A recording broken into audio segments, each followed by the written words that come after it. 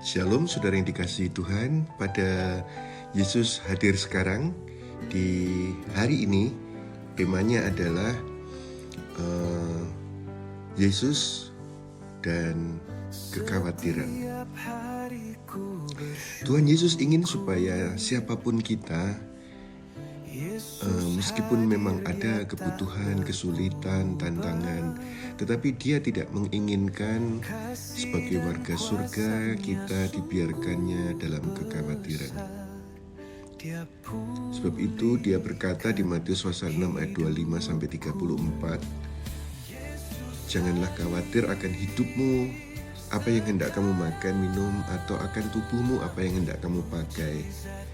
Bukankah hidup itu lebih dari makanan dan tubuh itu lebih daripada pakaian? Yaitu adalah perkataan Tuhan Yesus sendiri. Jadi, siapapun saudara yang mengikuti Yesus hadir sekarang, di hari ini, Dia ingin siapapun saudara jangan khawatir. Mungkin ada dari antara saudara yang berkata, kok Yesus bilang jangan khawatir, kok bisa? Kan hidup ini penuh dengan kebutuhan mendadak, ada tagihan-tagihan, ada masalah. Jika saudara bertanya seperti itu, saya ingin menjawabnya karena Yesus tahu bahwa kekhawatiran itu bukan solusi. Khawatirmu itu bukan solusi. Itu malah jadi beban tambahan. Dia mengajarkan bahwa Bapa di surga itu tahu persis apa yang kita butuhkan, bahkan sebelum kau berkata-kata kepadanya, Dia itu sudah tahu. Sebelum kau minta, Dia itu sudah tahu. Mungkin ada yang bertanya lagi, jadi kalau aku nggak khawatir, nanti malah jadi santai dong, dan gak tanggung jawab. Beda saudara.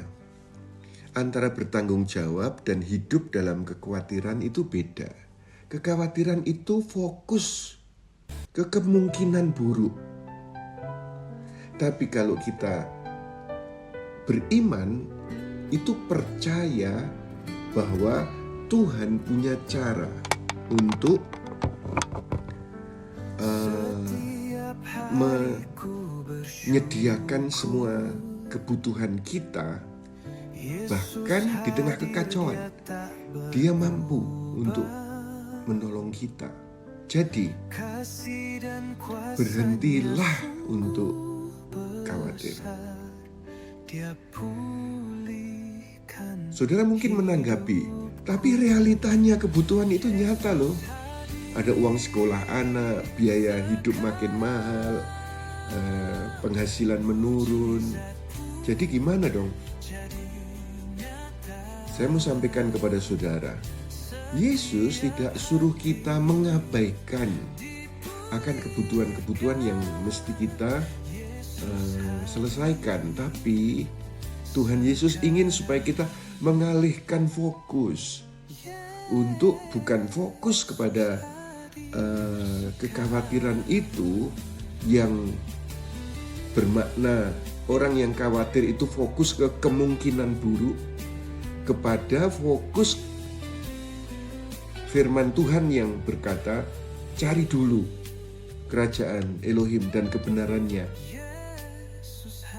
maka semuanya akan ditambahkan kepadamu. Artinya, prioritaskan Tuhan, Dia akan atur selebihnya. Gambarannya begini saudara, kalau saudara lagi nyetir mobil, lalu saudara terus-terusan lihat ke spion belakang, ke kaca spion belakang, kira-kira akan aman atau tidak? Kekhawatiran itu kayak spion. Kalau kita selalu fokus kepada spion belakang, itu tidak akan jadi baik. Sesekali perlu lihat, tapi jangan fokus terus. Fokus kita harus ke depan. Visi Tuhan, janji Tuhan, dan pimpinannya, pada hari ini.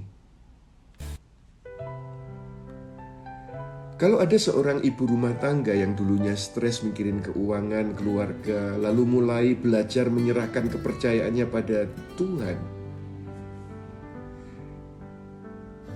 dia mulai setiap pagi mengucap syukur dan berdoa. Dan puji Tuhan, ajaibnya Tuhan membukakan pintu pekerjaan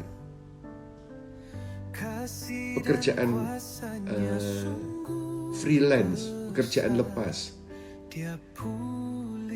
dapatkan pertolongan ini, bertemu dengan orang ini.